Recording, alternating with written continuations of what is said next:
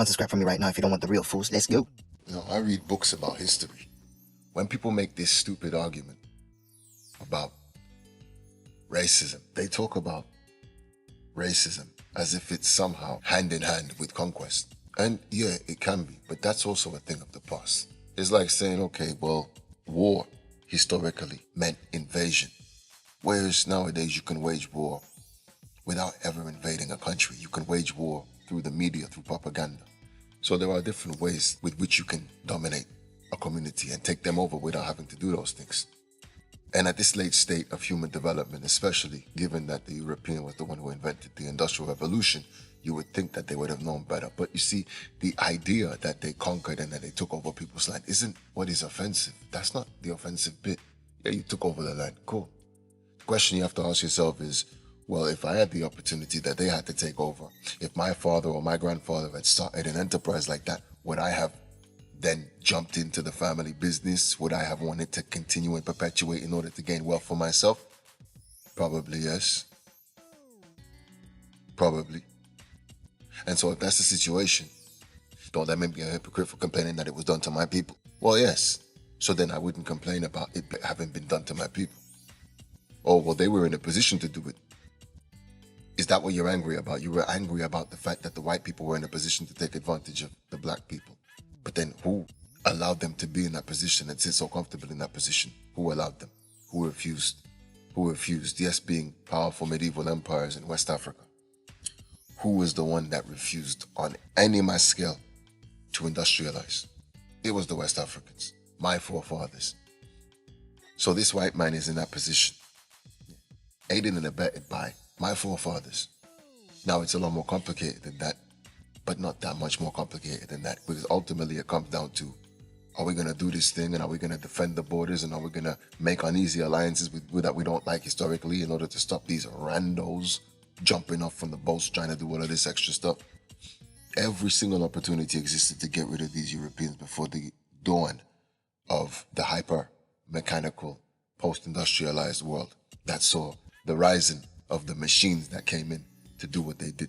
Every opportunity existed, but people were sitting there looking over their shoulder. Now, that's no excuse. Oh, these people, they want to get me. Those people, they want to get me. People always want to get people. That doesn't mean anything. Europeans, they were fighting wars amongst each other, but they didn't allow other people to get involved. And people did try to get involved on numerous occasions. Going all the way back to ancient Rome, Middle Eastern dictators and despots have always tried to take advantage of European infighting. Always. The Persians tried it in ancient Greece. Mithridates and the Pontians tried it during the Civil War, the Social War in ancient Rome. There's nothing new under the sun.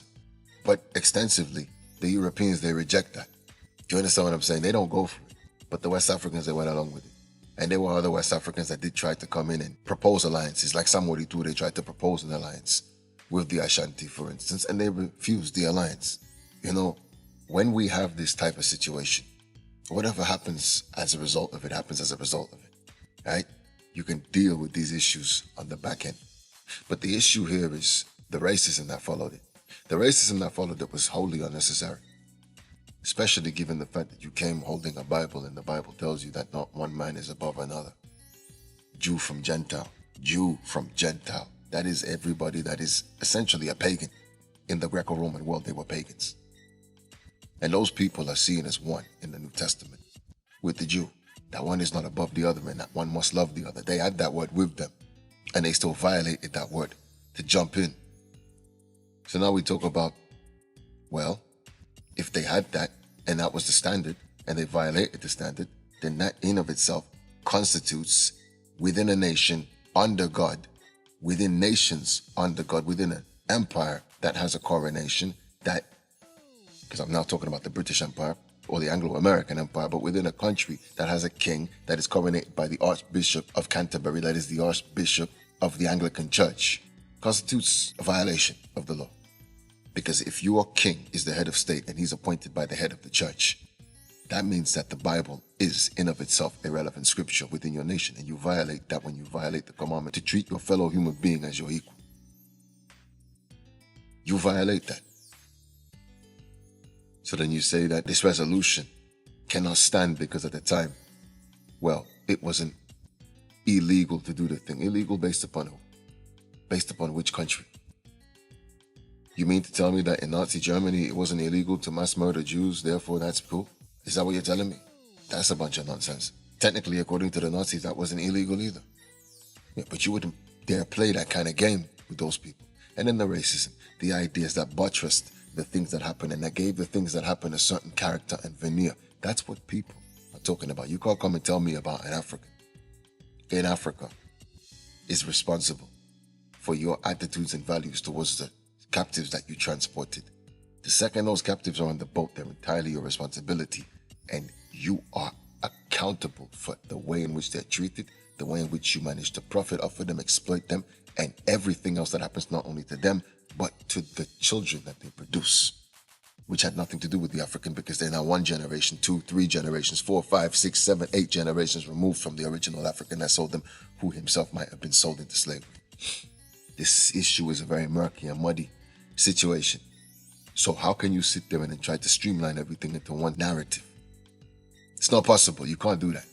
So we have people trying to muddy the waters. This is because when everything is straight and it's looking like the hammer is about to swing in one direction, you have to muddy everything in order to be able to poof, evaporate yourself into a puff of smoke and disappear and catch yourself away, steal yourself away from any of the accountability.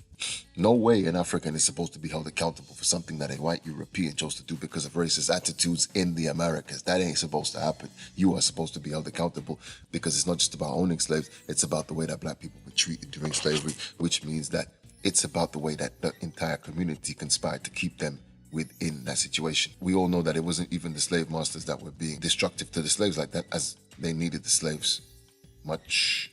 Like one needs a car or a tractor or something like that. Vandalizing a slave is like vandalizing your property. Who vandalizes their property? Who vandalizes their car? Who vandalizes their... I mean, you can dispose of it once it's no longer working. Once it no longer works, you can dispose of it. But who vandalizes it? No, it's the random people who see the blacks on the plantation, who see the blacks walking in the market and who decide to take advantage of them. The poor whites in particular, because they're the ones looking for some other way to be able to exert themselves. They have no power amongst other white people of middle income or of higher income. They have no way or no means of being able to exercise power amongst them. So they go to the black people because they figure that these are the people that we can get away with doing that with. These are the people that we can get away with doing that with.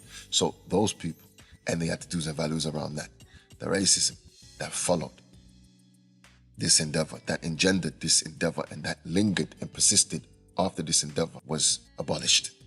That's the issue. That was the thing that didn't need to occur. That was the thing that was excessive. And when we talk about excess, that excess needs to be talked about in its proper context. This reparations resolution has nothing to do with money because, quite frankly, be honest, the Americans, the British, certainly the British, the Spanish, they don't have money to pay back any of this. Spain has defaulted on payments how many times? Britain is broke. America is like 20, 40 trillion in debt. Tens of trillions is what that debt would be just to the blacks in the USA alone. So, no, nobody's talking about debt. Nobody's talking about money monetarily because you can't produce that.